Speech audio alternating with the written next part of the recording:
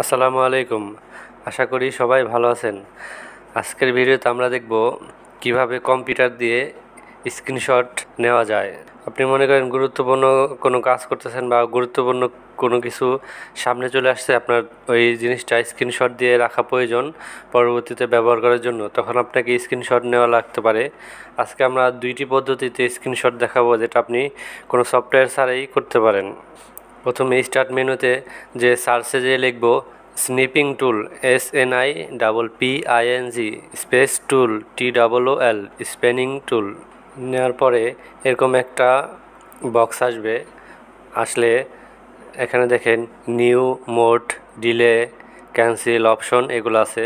আপনি নিউতে যাবেন, নিউতে ক্লিক করলেই আপনার ডিসপ্লেটা একটু ফেড হয়ে যাবে, তখন আপনি স্ক্রিনশট নিতে পারবেন। মাউসটা প্লাস আইকন চলে আসবে, তখন আপনি মাউসটা লেফট বাটন ক্লিক করে ড্র্যাগ করে আপনি যেদিকে নেবেন যতটুকু এরিয়া নেওয়া দরকার নিয়ে ছেড়ে দেবেন। আপনি চাইলে উপর থেকে নিতে পারেন, নিচ থেকেও নিতে পারেন, ডান বাম যে কোনো জায়গা থেকে ক্লিক করে ধরে রেখে যেই পর্যন্ত নেবেন সেই পর্যন্ত নিয়ে ছেড়ে দেবেন। নেওয়া হয়ে গেলে আর আপনি চাইলে এখান থেকে মানে কোনো কিছু মার্কিং করতে চাইলে মার্কিং করতে পারবেন এই পেন টুল দিয়ে। তারপরে এই হাইলাইট দিয়ে হাইলাইট করতে পারবেন, কোনো নির্দিষ্ট অংশ যদি হাইলাইট করতে চান হাইলাইট করতে পারেন। তারপর যদি সেভ করতে চান সেভ তিনভাবে করা যায়।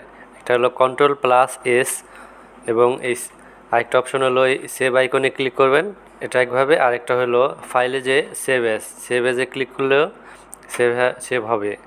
আপনি মনে করেন ডেস্কটপে সেভ করতে চান ডেস্কটপে করতে পারেন, যে কোনো নাম দিয়ে সেভ করতে পারেন। এটা জেপিজি আকারে সেভ হবে এবং পরবর্তীতে যে কোনো জায়গায় ব্যবহার করতে পারেন।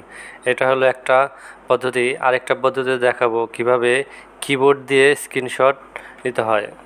কিবোর্ডে দেখেন একবারে উপরের দিকে ডান পাশে, উপরের দিকে ডান দিকে প্রিন্ট স্ক্রিন নামে একটা বাটন আছে। প্রিন্ট স্ক্রিনে ক্লিক করব, ক্লিক করার পরে আপনার যে ডিসপ্লেটা ওপেন থাকবে, আপনি প্রিন্ট স্ক্রিন দিলে সেই ডিসপ্লেটা সম্পূর্ণ ডিসপ্লেটা স্ক্রিনশট হবে।